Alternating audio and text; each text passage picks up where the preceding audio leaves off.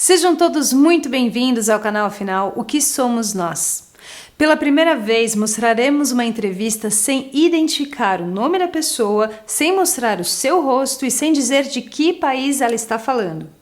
A exceção que abrimos se justifica por conta do que ela tem a nos dizer. E vocês vão poder ouvir agora. Bom proveito a todos.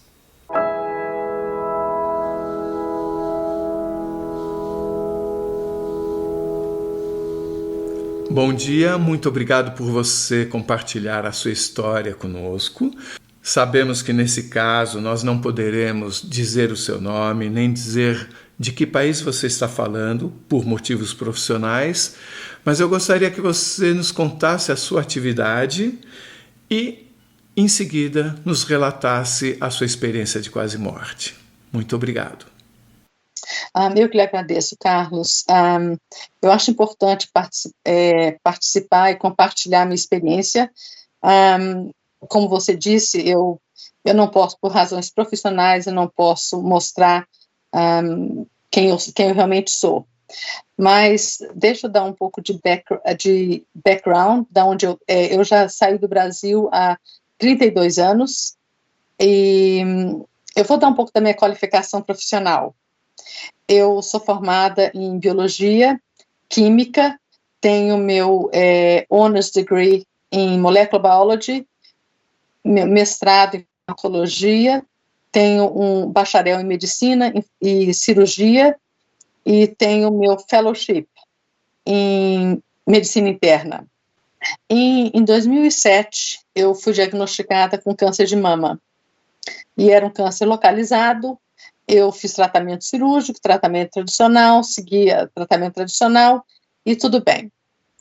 E eu me vi em 2015, eu estava numa situação, eu estava me sentindo muito cansada, eu estava dando palestras fora do Brasil, eu faço muitas palestras fora do Brasil como médica, e eu estava me sentindo muito cansada. Quando eu fiz o teste, fiz um PET scan, que é um teste que vê da cabeça aos pés todas as lesões, e eu fiz o PET scan, e o PET scan mostrou que eu estava com câncer, tinha recorrido, e agora era metastático, eu estava na minha axila, estava na minha caixa torácica, no meu fígado e nos ossos. Bom, eu fui conversar com o meu oncologista, que era amigo meu, e ele me disse que achava muito difícil que a gente conseguisse ter alguma resolução pelo fato de como estava o câncer. Eu fiz 2 tratamentos tradicionais e passei muito mal, desenvolvi falência hepática, e ele me chegou à conclusão de que o tratamento mataria mais rápido ainda que o câncer. Então, isso era maio. Ele até falou para mim, ele disse, como eles fazem muito aqui, Christmas in July, ele falou para mim, celebra Christmas in July, o Natal em julho, porque eu não acho que você vai chegar no final do ano. E se você chegar, você não vai estar em forma de festejar nada. Assinou meus documentos de que 3 médicos diferentes assinaram que eu estaria morta em 6 meses, assim eu poderia ter meu seguro de saúde, seguro de vida, podia retirar o seguro de vida e resolver a minha documentação. Eu fui para casa e decidi que ia começar a fazer um tratamento natural para poder ver se eu me sentia melhor por mais tempo. Não que eu acreditasse que aquilo iria resolver e me tirar da onde eu estava, mas pelo menos me fazer sentir melhor, porque eu estava muito cansada. E passaram-se 2 semanas dessa conversa com o médico, e eu fui dormir, e normalmente eu rezo à noite, naquela noite eu não rezei. Eu lembro exatamente que eu rezei aquela noite. Quando deitei, eu me lembro pensando, nossa, eu estou muito cansada, eu estou realmente doente, senti meu corpo doente. E dormi normalmente. E quando eu dormi, eu senti como se meu corpo tivesse leve, se levantando, mas eu não vi para onde meu corpo estava indo, ele estava levantando. E de repente eu me vi deitada numa cama branca. Essa cama não tinha pés, mas tinha luz saindo de baixo da cama, e o ambiente em volta não tinha paredes, era muito branco, muito claro. Eu não sei descrever exatamente, mas a impressão que me dava é como se o ar fosse rarefeito. Era leve, o ar era leve.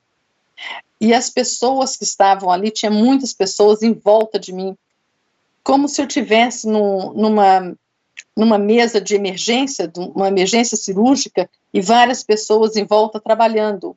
Essas pessoas que estavam em volta de mim, é como se elas tivessem luz própria. É como se elas fossem iluminadas. E elas estavam trabalhando em volta de mim.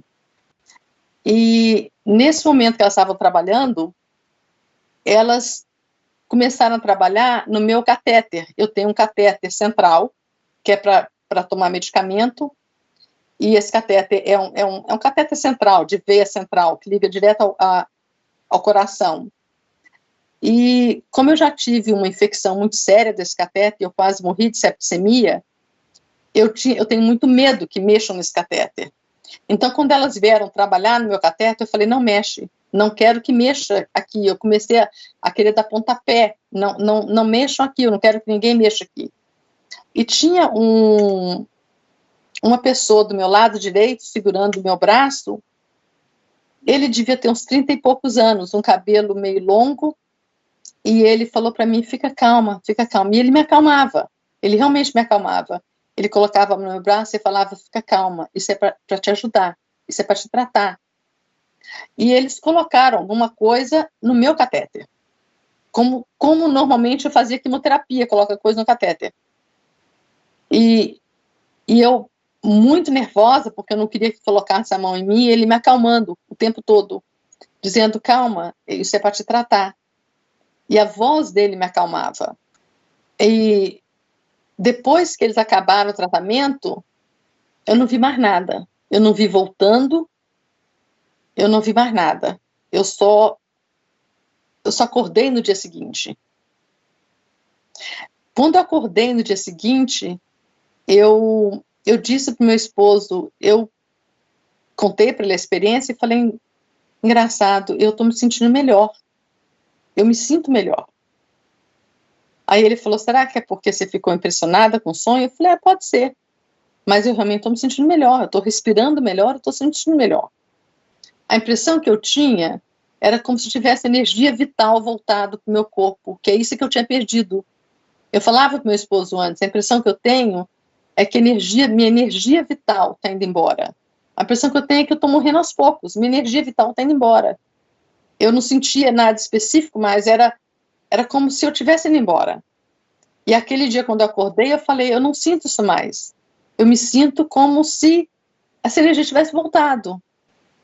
Eu não tinha sintoma específico do câncer, a não ser um cansaço profundo. E esse fato de que a impressão que me dava é que minha energia estava indo embora, energia vital. Eu sentia que meu corpo estava morrendo aos poucos.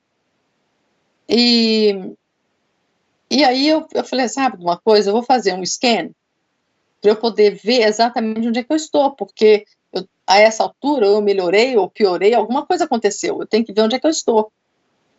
Eu fiz o teste e fiz o scan, o PET scan, o mesmo scan, no mesmo lugar, cabeça aos pés novamente, fui embora. Quando eu estava no shopping, o médico me ligou, o radiologista. Ele falou assim, eu não acredito no que eu vi, eu já confirmei 2, 3 vezes para saber se era o seu. Eu falei, o que aconteceu? Ele falou assim, olha, não tem nada, tá limpo, não tem absolutamente nenhuma massa metastática, tá limpo. E o mais interessante que eu achei é que uma das massas tumorais era na minha vértebra, e tinha um buraco na vértebra onde estava o câncer. E esse buraco, não só o câncer não estava mais aparecendo como câncer no PET scan, mas como tinha cicatrizado. Você não conseguia nem ver mais que tinha tido um câncer ali. Isso era muito estranho, porque normalmente fica, quando tem uma lesão, que a gente chama de lesão lítica, que come, que realmente ele digere a parte óssea da vértebra, essa parte estava cicatrizada, completamente cicatrizada. E não tinha dado nem tempo para isso. Então eu vi como você tem o report de antes e depois, eles colocam 2 meses depois de tratamento, 2 meses depois de follow-up, não existe mais metástase nenhuma. É lógico que eu estava fazendo tratamento natural, mas o tratamento natural não dá esse tipo de resultado em 2 meses. Isso não tem na literatura tratamento que dá resultado em 2 meses desse jeito, limpar todas as massas tumorais desse jeito. Então, eu não tenho dúvida de que o que eu experienciei foi um real, eu diria, em alguma dimensão isso aconteceu. Como eu não sei aonde eu fui, eu não reconheci nenhuma pessoa que estava lá. Tinha muitas pessoas em volta de mim. E todas elas trabalhando e andando em volta de mim, trabalhando em mim.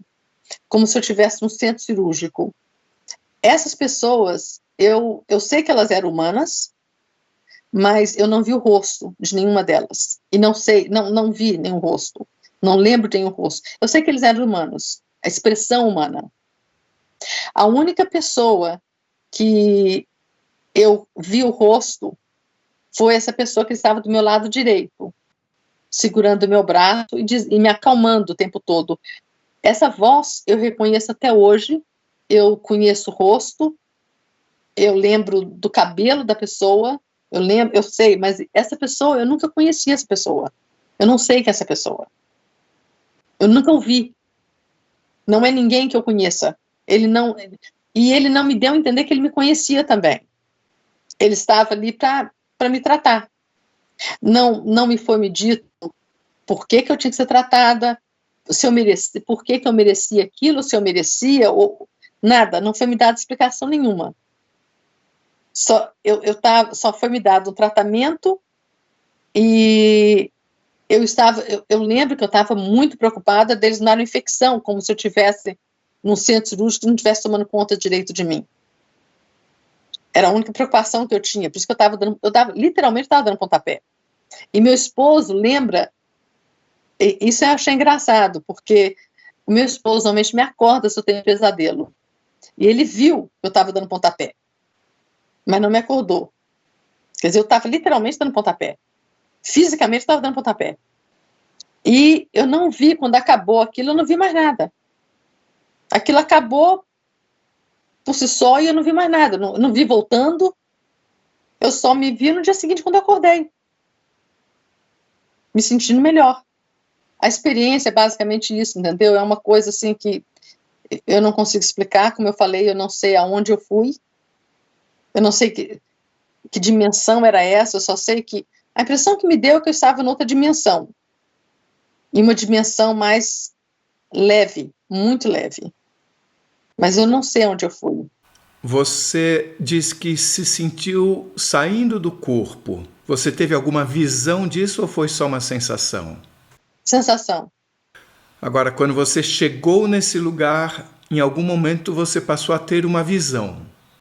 Sim. Essa visão era diferente da visão que se tem aqui? Não. Não, era uma percepção visual. A percepção tanto da visão quanto a percepção espacial era parecida com a daqui? Era, só que, como eu disse, eu me sentia, o ambiente era muito leve. É como se o ar fosse leve. Era como se tudo fosse leve. E você se sentia também leve? Como se você não tivesse peso? Não, eu me sentia normal. Mas tudo era leve em volta de mim. Você disse que você estava deitada em alguma coisa, mas que não tinha pés, que tinha... Era como se fosse, era quase como se fosse um slab, um concreto branco.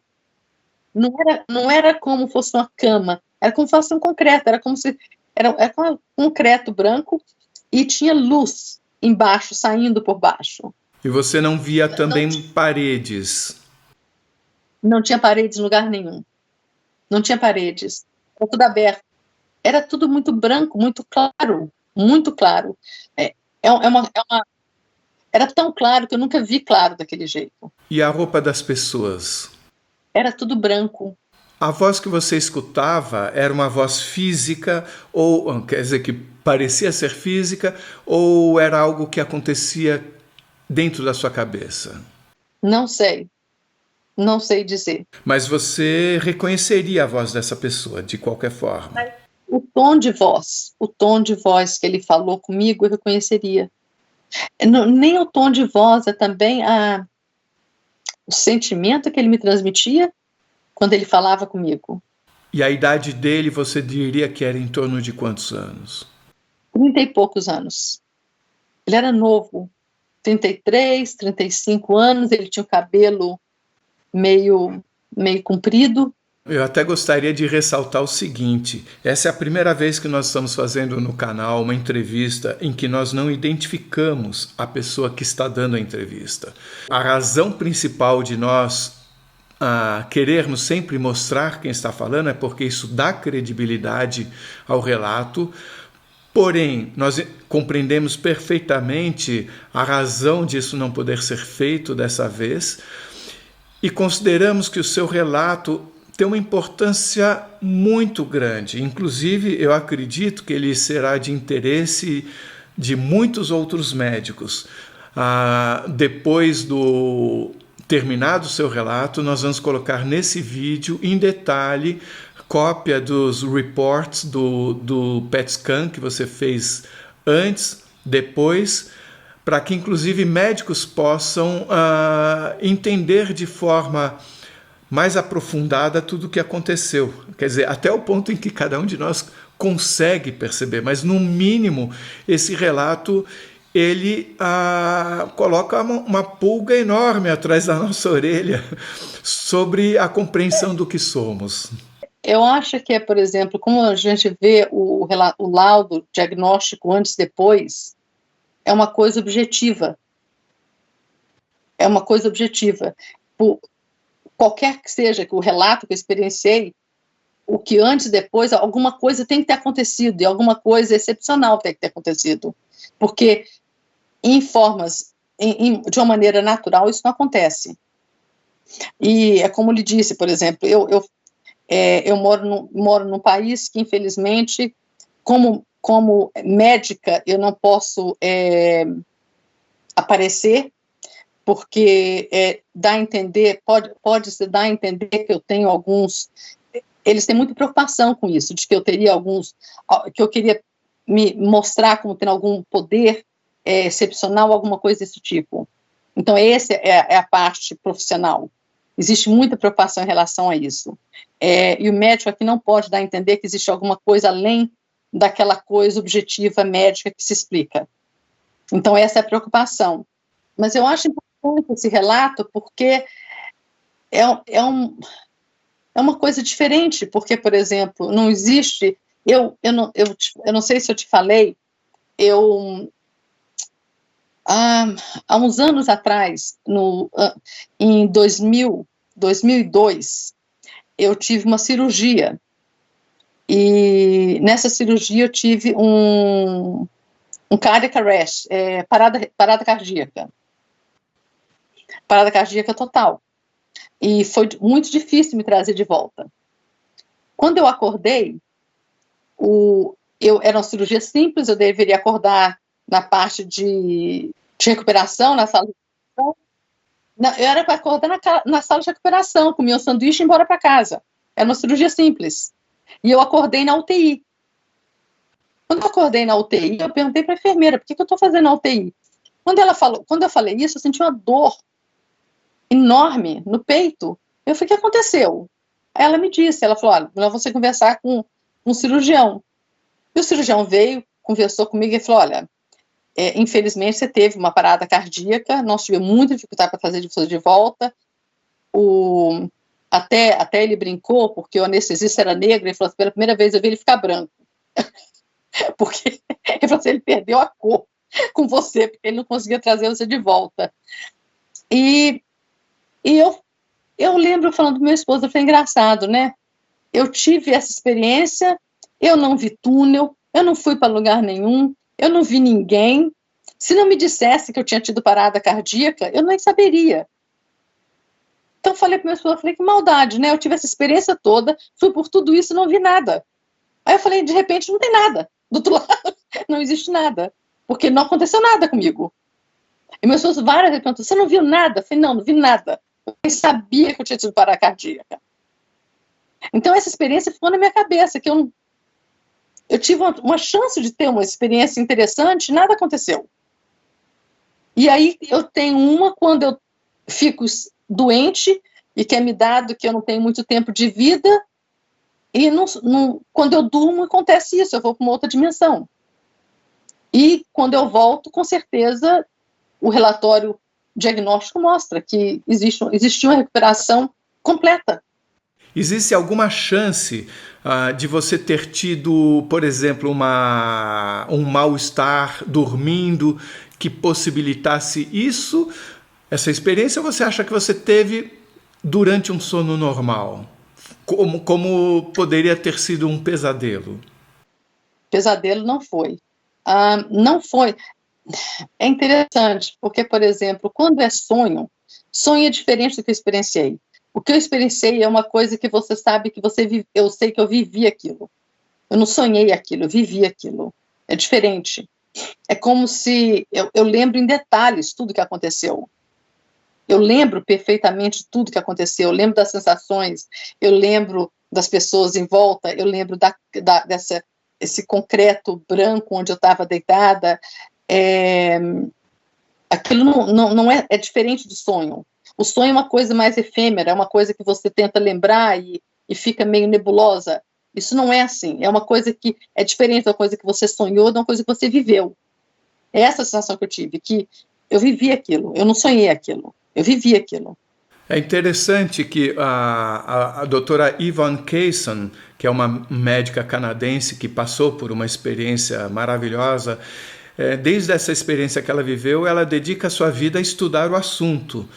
E ela foi entrevistada pelo canal e ela está tão certa de que essas experiências místicas que normalmente são estudadas pela medicina sob a expressão experiência de quase morte, ela está tão certa de que essas experiências podem acontecer em qualquer situação, seja numa meditação, seja dormindo, como você estava quando aconteceu, que ela não usa mais essa nomenclatura experiência de quase morte. Ela chama o que em português seria experiências espiritualmente transformadoras, que é Spiritually Transformative Experiences, STI, né?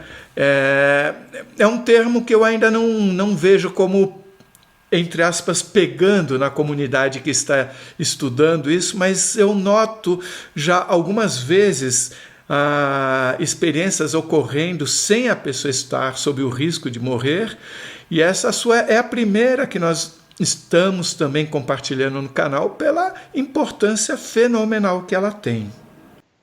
Não, eu acho assim, é impossível você passar por uma experiência dessa e não se transformar. Eu sei que eu estou aqui porque eu tenho que estar aqui. Não me foi me dito que eu tenho alguma missão especial, nada disso. Mas eu sei que não era hora de eu ir embora. E eu sei muito, eu sei completamente de que eu não estou sozinha. Eu não sei quem eram essas pessoas que estavam ali, mas eu sei que eu não estou sozinha. Essa sensação de não estar sozinha, você teve lá e você tem uma lembrança dela, ou hoje você tem uma nova sensação de não estar sozinha que você não tinha antes da experiência? Eu não me sinto sozinha mais. Eu não tinha isso antes. Hoje eu sinto eu não estou sozinha. Eu sei que eu não estou sozinha. E eu sei que essas pessoas, de alguma forma, estão em volta de mim. Não as encontrei mais, não tive experiência nenhuma, mas eu sei que ela, de alguma forma, nós estamos em contato. Como, eu não sei descrever. Eu não as vi, nunca mais voltei para aquele lugar, mas eu sei que nós estamos em contato, de alguma forma. Os seus sentidos, de alguma forma, eles foram alterados? Por exemplo, algumas pessoas falam que voltam com uma espécie de sentidos aguçados, como premonição de perceber o sentimento do outro ou coisas do gênero. É difícil dizer, Carlos, porque como eu trabalho com câncer. Então, eu fiquei muito mais, pela minha própria experiência, eu fiquei mais aberta para esses pacientes. Então, se foi o fato de que aconteceu comigo, ou se eu alterei minha sensibilidade, eu não sei. Eu me sinto diferente. Eu me sinto como se eu estivesse mais próxima das outras pessoas que estão passando por isso. Uma coisa que é muito interessante é você ter comentado sobre a parada cardíaca que você teve anteriormente, durante a qual você não teve nenhuma experiência. Isso parece quase uma ironia do destino. E você veio a ter uma experiência quando você não teve nenhum mal de saúde. Porque muitas pessoas comentam no canal e fora do canal, na vida, por que eu nunca passei por isso, e se eu já tive experiências de cirurgia, coisa e tal. Isso que você... essa sua experiência também traz respostas para essas pessoas. No começo de 1990, eu tive um paciente com câncer que chegou eu admiti no hospital, e ele disse para mim, ele falou: doutora, pelo amor de Deus, não me deixa morrer. Eu tenho um filho pequeno para criar, não me deixa morrer. Eu estava trabalhando no time de ressuscitação cardiorrespiratória. Então, eu carregava um pager comigo, e qualquer pessoa no hospital que tivesse uma parada cardíaca, aquilo ia bipar, eu corria para poder fazer a ressuscitação cardiorrespiratória. E eu estava lá embaixo, quando tocou no meio da noite, o pager que eu olhei era meu paciente, esse que tinha dito para mim: por favor, não me deixa morrer. E eu fui para a sala e tentando ressuscitá-lo, não conseguia de jeito nenhum. Aí eu pedi para a enfermeira, falou para mim: doutora, eu acho que não tem mais jeito. E eu falei para ela: por favor, me chama um anestesista. Me chama um anestesista para me ajudar, eu preciso de outro médico aqui para me ajudar. O anestesista veio, e quando ele veio, ele virou e falou assim: doutora, pelo amor de Deus, ele está com a pupila fixa dilatada, ele está morto. Para! Eu falei: eu não vou parar. Não é hora de parar, vamos tentar. Ele falou assim: então vai tentar sozinha. Isso não tem cabimento. E nós brigamos ali, e eu falei para ele: eu não chamei você aqui para falar isso, eu chamei para me ajudar. Ele acabou que ele foi embora, e eu fiquei tentando mais tempo, eu consegui trazer o paciente de volta. No dia seguinte, eu fui visitá-lo na UTI, coisa que normalmente eu não faria. Normalmente, quando ressuscita o paciente, você não vai ver ele no dia seguinte, não é um paciente seu que você tem uma relação com ele. Mas, pelo que ele tinha me dito, eu me deu uma curiosidade de saber como que ele estava no dia seguinte. Eu fui conversar com ele estava na UTI. Quando eu cheguei na UTI, ele pegou minhas mãos e falou: doutora, eu queria te agradecer do fundo do meu coração, porque eu vi sua luta. Aí eu falei: como assim? Aí ele me disse: eu vi a senhora brigando com a enfermeira, eu vi a senhora brigando com outro médico, com um médico alto que chegou aqui, arrogante. Eu falei: como você viu? Ele falou: eu estava no canto, no teto, vendo. Eu perguntei para ele: você viu como? Ele falou assim: eu estava tranquilo vendo. Então, isso foi uma experiência assim, que eu jamais esquecerei, porque foi um paciente me contando o que ele tinha experienciado. Na época que ele contou essa experiência para você, você acreditou nele? Acreditei, porque não tinha como, ele estava com a pupila fixa dilatada. Ele estava em qualquer diagnóstico médico morto, neurologicamente morto. Ele não tinha condição de estar ouvindo, ele não poderia ter visto o médico, ele descreveu, inclusive, o médico arrogante. Ele não só viu o médico, como ele escreveu até a impressão que ele teve do médico. E ele viu a luta toda, ele falou, vi a senhora brigando. De que forma isso modifica você no tratamento com os seus pacientes que hoje sofrem de câncer? Olha, Carlos, eu falo com meus pacientes muito, eu sempre digo, milagres acontecem. Eu falo para eles, milagres acontecem, eu mostro meu scan, eu falo, eu melhorei. Isso é possível. E o meu diagnóstico é um diagnóstico terminal. Então, eu sempre coloco isso para eles. E existe, na literatura médica, existem vários que eles colocam de spontaneous resolution, que é o que o médico colocou, que o meu teve. Ele falou, você teve spontaneous resolution, uma resolução espontânea. E é uma coisa conhecida na área médica, resolução espontânea. E eu acho que a gente não sabe o que é resolução espontânea. O que é isso? Por que tem pessoas que, de repente, melhoram? Então, eu acho que a gente tem muito a aprender ainda com resolução espontânea.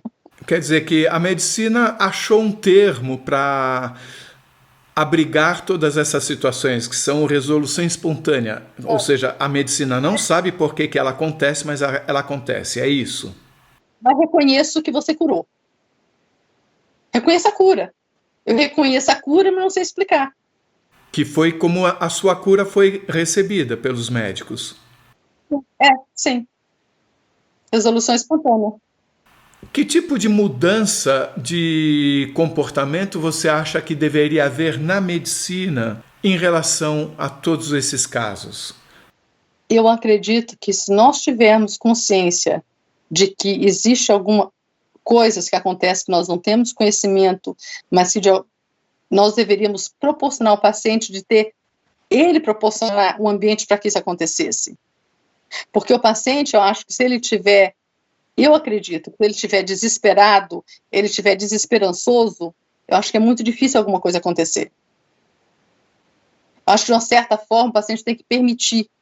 E essa permissão, o médico pode ajudar essa permissão. O médico dá permissão para isso acontecer. Porque o paciente chega desesperançoso, mas eu não tenho mais nada. Como o médico falou para mim, não, você seja Natal em julho, porque em dezembro você não vai estar aqui, em 2015. E você mantinha essa esperança interna? Mantinha.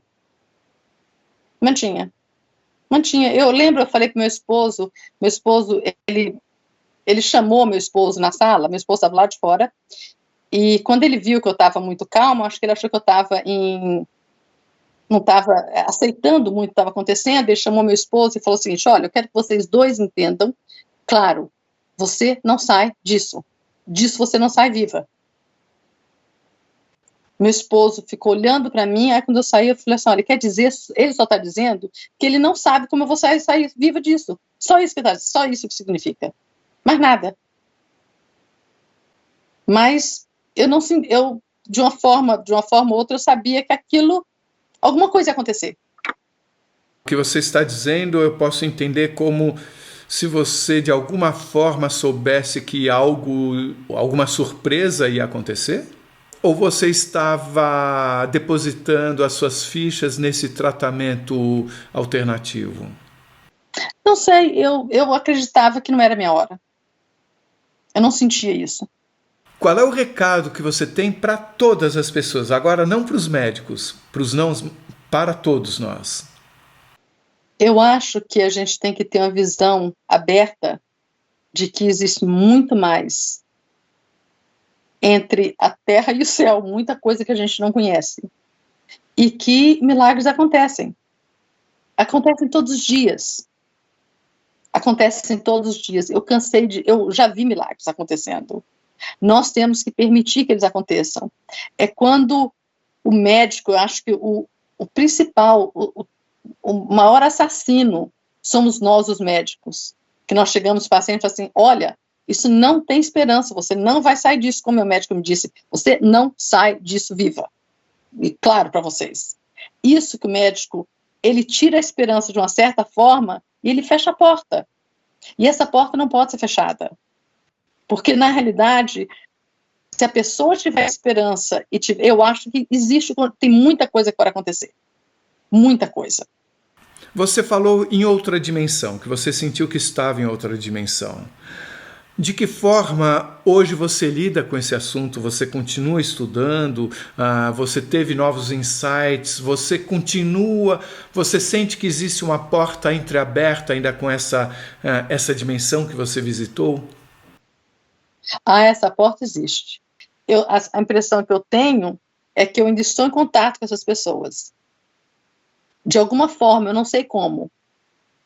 Eu não as sinto, não falo com elas, mas eu sei que esse contato existe. É como se a porta tivesse ficado entreaberta. Isso é nítido. É como se... É esquisito dizer isso, mas era tão bom que é como que quase quisesse morrer novamente. Como que se eu quisesse morrer. Aquilo era bom. Você teria como explicar para nós que somos leigos a conclusão tanto do primeiro PET scan quanto do segundo? O primeiro PET scan, eu estava com um câncer metastático, né? E estava com várias lesões tumorais. Então, tinha na axila, na parede torácica, no fígado e na espinha. Quando você faz o PET scan, as massas tumorais aparecem como se fossem flashing, como se fossem acesas, pontos acesos no corpo. Então, a gente via vários deles. E quando a gente repetiu o scan 2 meses depois, não tinha mais nada. Não tinha mais nenhum. Nada. Zero. O que a gente fala, né? Faltou oxigênio, são componentes químicos que são liberados na hora que você está morrendo, que te dá alucinação. Eu não tive nada disso. Eu não tive deficiência de oxigênio, eu não tive excesso de gás carbônico, eu não tive liberação de produtos que acontecem um pouco antes da morte, que podem dar alucinações psicodélicas. Nada disso aconteceu. Eu estava bem. Eu estava cansada. Só. Então, nada disso que a gente vê normalmente, que você fala, uma pessoa estava muito mal. Eu não tinha nada disso. Eu não tinha nada que justificasse eu ter uma alucinação, eu não estava tomando medicamentos dessa alucinação, além de que não parecia alucinação, mas não tinha nada que fosse alucinação. E, além do mais, existe uma parte objetiva, do antes e depois. Muitas pessoas comentam que, em suas experiências, elas tinham um corpo que era mais sutil. Isso varia muito de experiência para experiência. Você acha que isso, de alguma forma, caberia na sua experiência? Eu sentia meu corpo, mas não era exatamente como ele é agora. Por exemplo, ele não tinha peso na cama. Porque, por exemplo, aquela cama onde eu estava deitada era uma cama de concreto, que eu estaria altamente incomodada se fosse eu. Porque eu não gosto de deitar em coisa dura. Mas eu estava leve ali naquele concreto. Mas eles estavam usando uma coisa material, eles colocaram alguma coisa em mim material. A cura, de uma certa forma, foi usada algum material, de alguma forma, ou quase material. Você acha que talvez pudesse haver uma espécie de um corpo mais sutil do que o corpo físico nessa outra dimensão? Sim, sim. A minha impressão é que existe algo que existe como fosse um espectro de físico para não físico. E nesse espectro que eu fui tratada, que eles, de uma certa forma, eles precisaram usar ou isso, ou me deram a impressão de que é uma coisa que eu conhecia, um dos dois. Eu tenho mais a impressão que seja um espectro entre físico e não físico. E nesse espectro é que eu fui tratada. Que eu falo que é quase espiritual, quase físico. ou, de repente, é só simplesmente o fato que eles fizeram alguma coisa que eu reconheceria como tratamento. Eu não sei. Pode ser isso, porque é uma forma de que eu conheço como tratamento, é uma forma que eu sempre fui tratada, com as coisas colocadas dentro do catéter. A coisa que eu sentia falta, eu sentia que eu estava perdendo energia vital, era como se eu estivesse morrendo aos poucos. E a impressão que eu tive é como se eles tivessem injetado, através do meu catéter, energia vital. Você falou em espectro. Isso me faz pensar que você possa imaginar de vários níveis intermediários entre uma situação física e uma situação espiritual? Eu acho que sim. Eu acho que sim.